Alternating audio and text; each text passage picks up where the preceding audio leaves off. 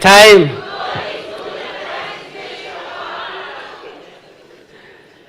Well, okay. What a wonderful day to end the day. What a wonderful way to end the day. Sasa Waziri Joe hakuwa amenitayarisha, ndio umeona nimezubaa kidogo hapa, sikuwa ninajua nitacheza. But next time I will be more prepared.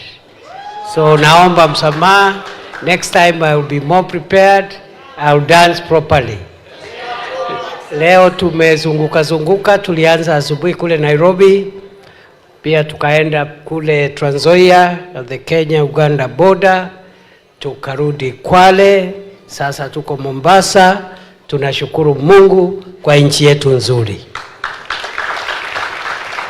Nataka niseme hivi kwa ufupi. Kwanza kabisa, nichukue nafasi hii kuwashukuru vijana wote, waume, wa kike, wote, vijana wote walio hapa kwa kufanya uamuzi wa kushughulikia maisha yenu na kuwa na mwelekeo na msimamo wa kujua ya kwamba kile unachofanya sasa ndicho kita kufaidi na ndicho kitahakikisha kwamba siku ya kesho na kesho kutwa na siku zote za usoni zitakuwa salama kwako. Ukiwa kijana leo, ndio ukuwe mtu mzima kesho, ukuwe mzazi kesho, na pia upate wajukuu. What you're doing today is what will impact on what will happen to you tomorrow as you look forward to establishing families and also going into the future. Nataka niwashukuru sana. I am so impressed. I cannot express the kind of gratitude and joy and fulfillment that I have after listening to the young people, some of whom who have spoken here and the others who spoke during the presentation up in the boardroom. Ya pili, nichukue nafasi hii kumshukuru sana ndugu yetu Mohamed Nur.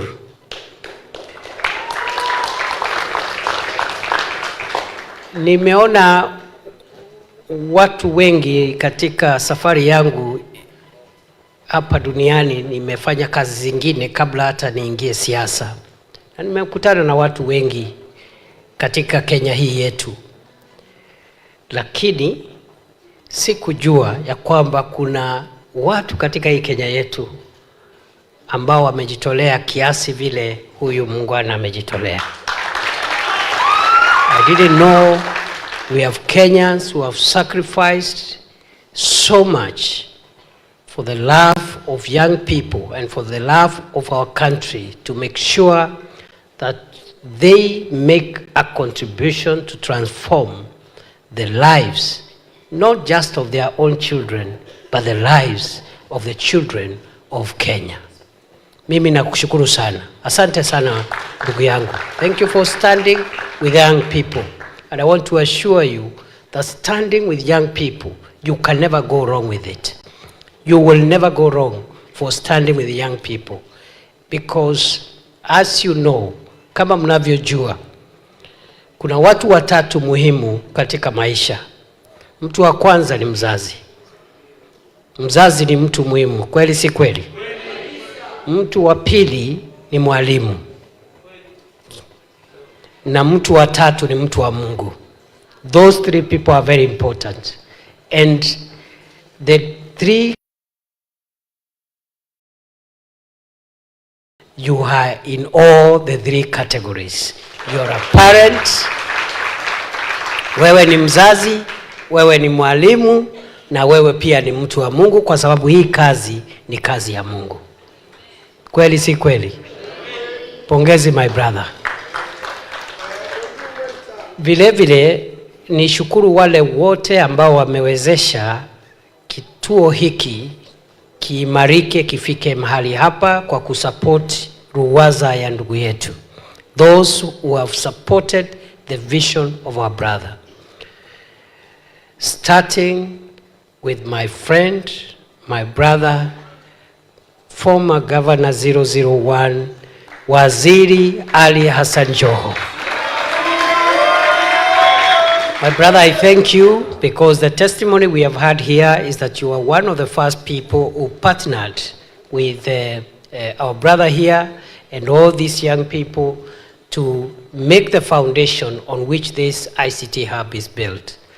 I also want to acknowledge the various partners, strategic partners of this ICT hub, from private sector, from government, and I want to recognize in a special way our ICT ministry and the State Department for ICT and the digital economy through PS Engineer Tanui. Pongezi PS.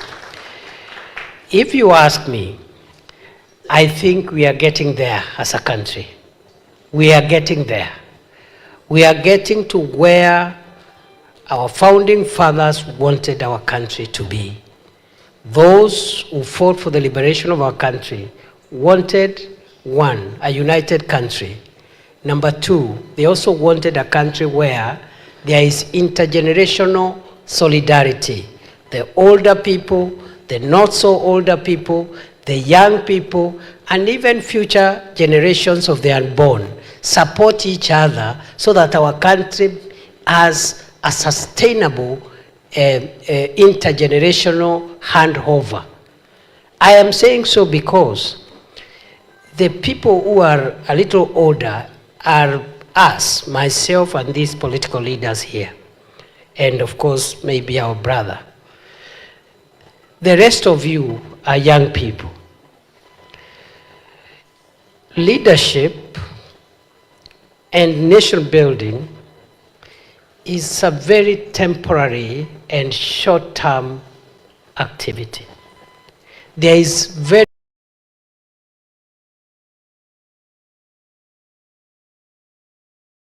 little that those of us who have reached where God has put us now have left.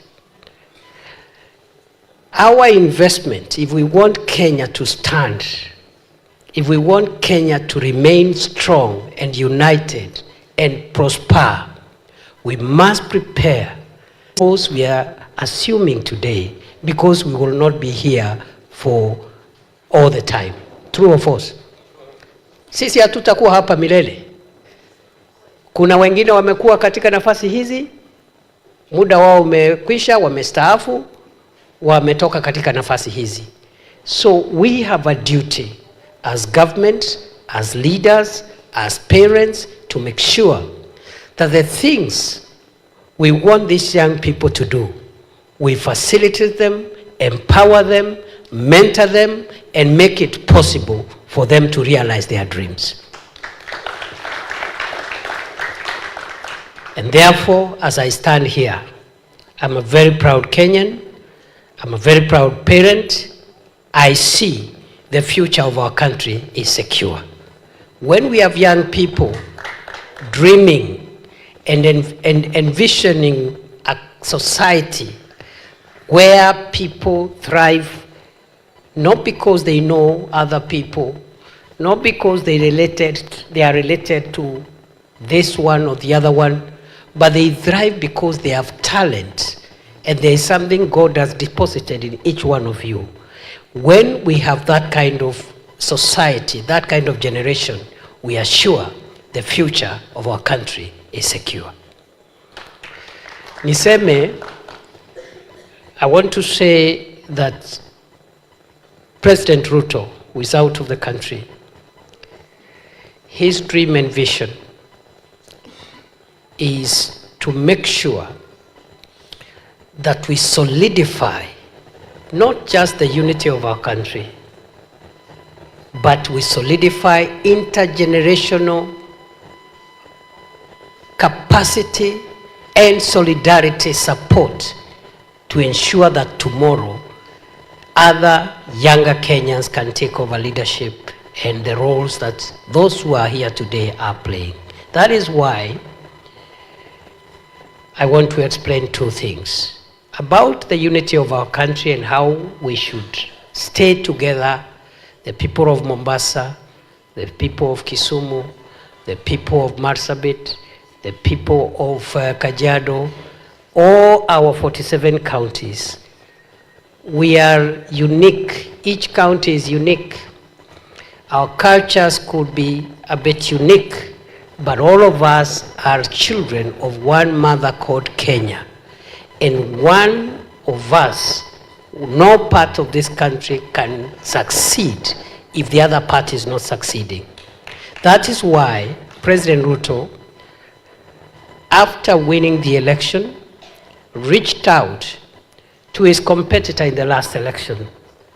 And I am proud today when I see this gathering here of leaders, because it would not have been possible if President Ruto and Prime Minister Raila Odinga did not put aside personal differences, personal ambitions to unite the country so that we can realize our full potential.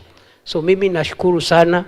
I am a believer in national unity, a very strong believer, that we cannot realize our potential until we are a united country. The second issue that President Ruto believes in outside national unity is that this country has achieved a lot of milestones. Our forefathers fought for independence. Later on, we had another struggle for the liberty and the freedoms that we enjoy today. The third struggle that this administration and all of us are trying to rally the country to overcome is the struggle against poverty, against need, and against distinction.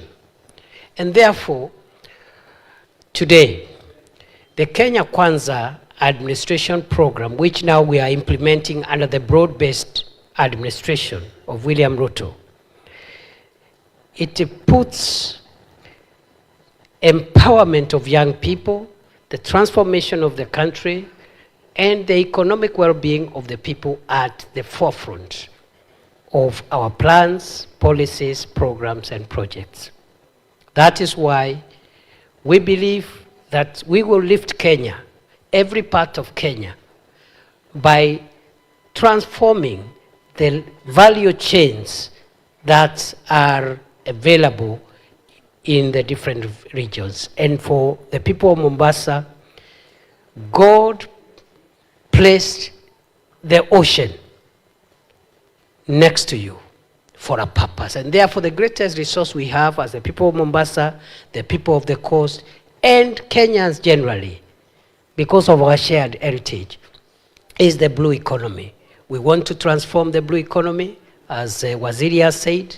And today, the minister who is in charge of all the blue economy resources of Kenya, mining, maritime affairs, is none other than our son, our brother, Ali Hassan Joho. I see no reason why, going forward, this blue economy value chain should not be able to transform the well-being of the people of Mombasa. And you know, Minister Joho, we will support you. The President will support you. We will all support you. All of us in cabinet, the PSs, all of us will work with you to make sure that this blue economy value chain is able to be transformed. Our target is to increase the contribution of fisheries and the blue economy resources to the GDP, to move it from the current 37 billion per year to make it to 80 billion by next year, and 2027 to push it to 150 billion. The full potential of the value chain is actually 300 billion. The things we are investing in, fish landing sites, fish factories, and all the other interventions we are doing are to make sure that this blue economy supports the people of Mombasa and the people of Coast Province. Then, job creation. For us to transform Kenya, we must enhance livelihoods and enable the people of Kenya, especially young people, to have jobs and income opportunities. And I carefully say jobs and income opportunities, because not everybody is even interested in getting employed. Some want to be employed. There are others who are looking for income opportunities so that they can employ other people. And this is the group that I see here, basically. I want to commit that this government will go out of its way. This administration will work so hard to actualize the programs and plans we have to create jobs. Right now, we are creating jobs under 3 pillars. Ya kwanza ni kazi kwa ground. Kazi kwa ground ni kutafutia vijana wetu kazi katika nafasi zote zile zinapatikana. Wale wamesoma tunawaajiri katika idara mbalimbali za umma. As we speak, we are employing teachers, for example, those young people who have teaching qualifications. Out of the 20,000 teachers we are employing at the moment, as we speak, 477 are from Mombasa County. We have other employment opportunities in the national government, in county governments. We have employment opportunities through the affordable housing program, where we are providing job opportunities. We have other job opportunities in the private sector through government facilitation and interventions. But not every young person will get a job under the Kazi Kwa Ground program. So we have another program. It is called the Labor Mobility Program, ama ukipenda Kazi Maju. Kazi Maju is a program to assist as many Kenyan young people as possible who have skills and talents and qualifications and are looking for jobs, to get those jobs anywhere in the world, facilitated by the government of Kenya. We have offers in the Middle East. We have offers in Europe, in Germany and other places. That program has started taking off recently because we needed time to organize the bilateral labor agreements. And those who are going to work abroad, we are not sending them away. We are not exporting our young people. It is labor mobility. The same way somebody can be born in Mombasa, but they work in Nairobi. They have not left Mombasa. They are working in Nairobi every 2 weeks or at the end of the month. If they wish, they can always visit Mombasa, isn't it? So and today, because of technology and advances in transport and communications, if somebody is working in Dubai, the person working in Dubai, if they want to come to Mombasa on a Friday, they will reach here faster than the person coming from Nairobi by road, coming back to Mombasa, isn't it? Kwa hivyo, that Kazi Maju program is another pillar. Kazi Kwa Ground is another pillar. The third pillar is Kazi Mtandaoni, which is where many of you are featuring. Kazi Mtandaoni means there are jobs in the digital space. Some of you have spoken here with your stories about how you found opportunities as online data analysts. One of the speakers here said so. They found an opportunity as an online data analyst, and they are looking for support so that they graduate into being online data scientists. Others are content creators. Others are involved in business process outsourcing. Others are app developers. Those are jobs. But also, these jobs are coming with business opportunities, and that's what I've seen here from the Swahili ICT Hub.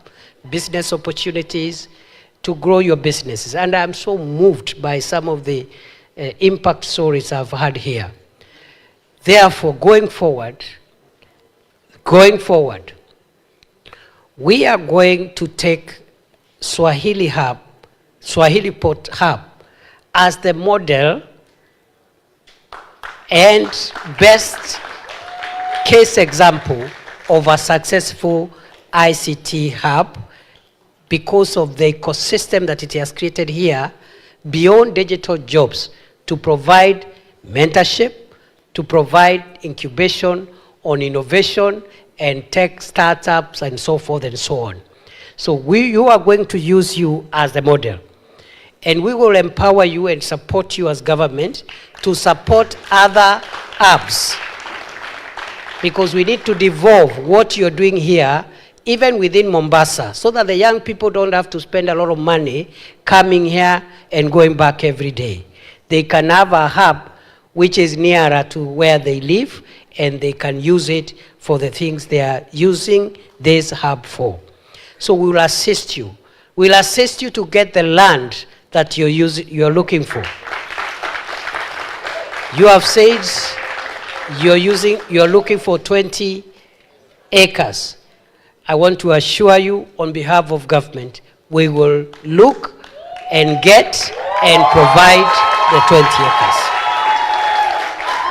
So I want to ask you will work with the PS ICT, and if you need any further support, Waziri is there, but you work with the PS ICT.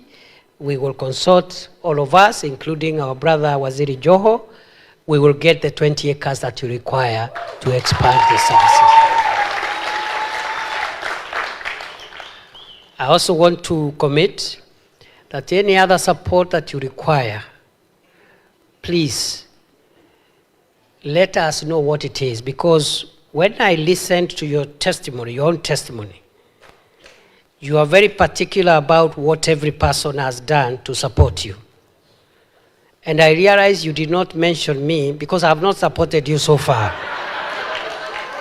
So I hope by the time I come back here again, because I really want to come back, you will also testify that I have also done something to support this facility. The other thing government is going to do is that we are going to roll out the establishment of 1,450 ICT hubs across Kenya, one in every ward. One in every ward in the Republic of Kenya. We have had difficulties in rolling out that program. Some of them have begun, including those that we have established in TVET institutions. Around 272 hubs are operational, but we want to make sure that each constituency, working with members of parliament, in each constituency, every ward in Kenya has an ICT hub, which can be incubated by a bigger ICT hub, which is the model along the lines of what we have here. So we can have maybe in a county or a constituency, one model one and one others which will, lower one, which will be mentored by the model as ICT Hub Center. So we are rolling out that program. I think the first 100 will be launched as soon as I get back to Nairobi. I have already convened all the ministries, departments, and agencies, as I was directed by the President, to make sure that the first 100 out of the 1,450 in the ward level, they start getting set up so that in the next few months they can add to the already existing 272 hubs which are already operational. So going forward, we hope by 2027 we'll have reached that target, and the opportunities are immense. The opportunities are immense. And this is a testament that young people can power the country's future. I don't know of a nation that has been changed by old people. All the best ideas, even the great scientists who invented some of the most consequential scientific inventions, they did so in the years of their youth. And therefore, what the youth of Kenya require is mentorship, support, and encouragement. And they will change Kenya. But as I end, I want to give you a simple fatherly advice. Just fatherly advice. Because the potential is there.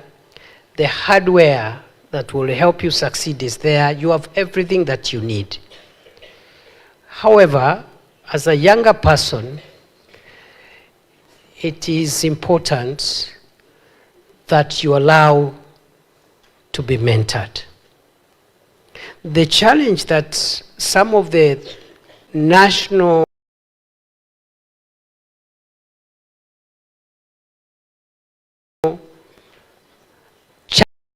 challenges we are having now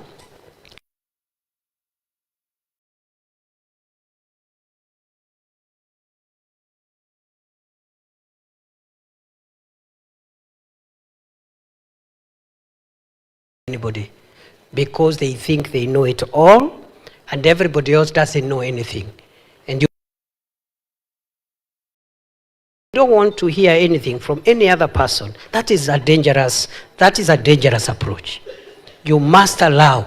It doesn't matter how powerful you are. It doesn't matter how gifted you are, how talented you are. You must allow to be mentored. There is no shortcut. It is a principle of life. All faiths, all religions, all philosophies, all cultures. The place of mentorship by other people. That is the way, even the children we give birth to, you bring them up, you help them, you pay school fees for them, you encourage them, you prophesy to them how they'll be great. Eventually they end up doing better than even their parents. But it took a bit of mentorship for them to achieve that that feat of overcoming even what their parents had done. So please, just allow to be mentored, kubali tu pawe wasia, na tunajua muko na talanta, muko Mungu amewajalia nguvu ya mwili, mafikira, na pengine wazazi wenu wamedhoofika kidogo kwa sababu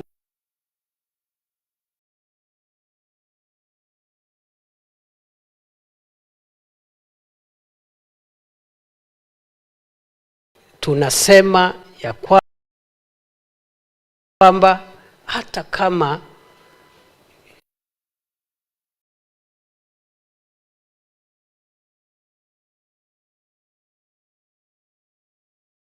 badilika, ni kuwa kila kijana anahitaji kuheshimu mzee.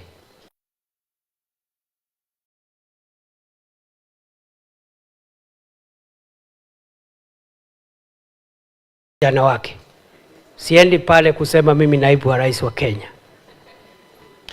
Sijui kama tunasikizana.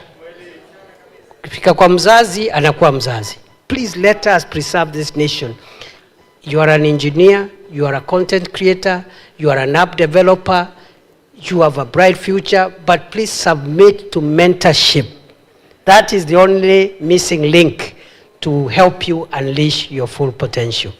Mimi nimesema leo niongee hii.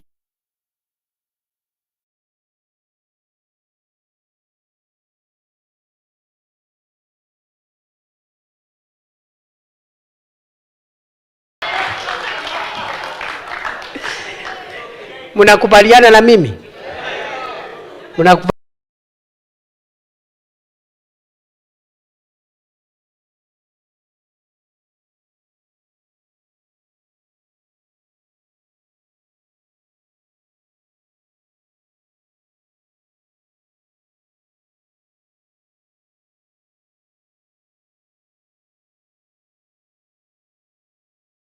Nawashukuru sana ambao walikuja mapema. We are sorry, we have done so many programs. We've come to the end of the program. So my brother, you will speak to PS, then let me know all the support issues that you require from us, including the land issue, but also I am tempted to also do a few other things. But sit down with the PS first, and then ukibaki utaambia hawa vile decide, because nimesikia some of the testimonies here These young people need a little support. You need a few more partners.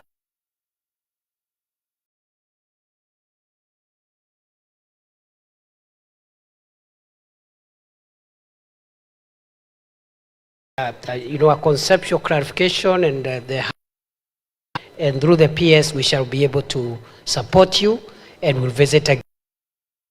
Mwisho kabisa kwa sababu sisi tunaondoka, my brother Waziri Joe, unajua yeye ako nyumbani, ako area. Of course tumetoka kazi, but he is lucky is still within home region, so he'll allow us maybe to proceed.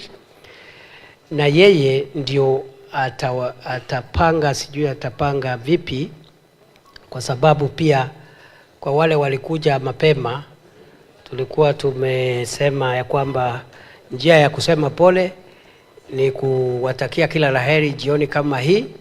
So I'm going to leave 500,000 ili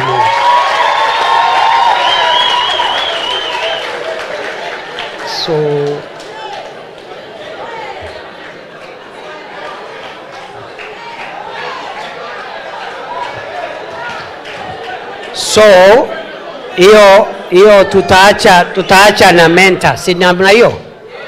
Hiyo 1,500, hiyo 500,000 tunaacha na mentor. Hiyo tu ni ya kusema pole, tumekaa sana, upate kinywaji na Mungu awabariki. Thank you very much. God bless you.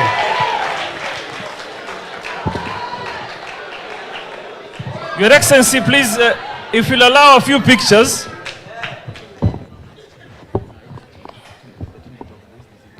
Yeah, there's about 3 groups, but there's one particular one that if you'll allow me, Your Excellency, wale wako na picha ya bosi yangu wale, tafadhali kujeni kwanza, alafu the organized ones.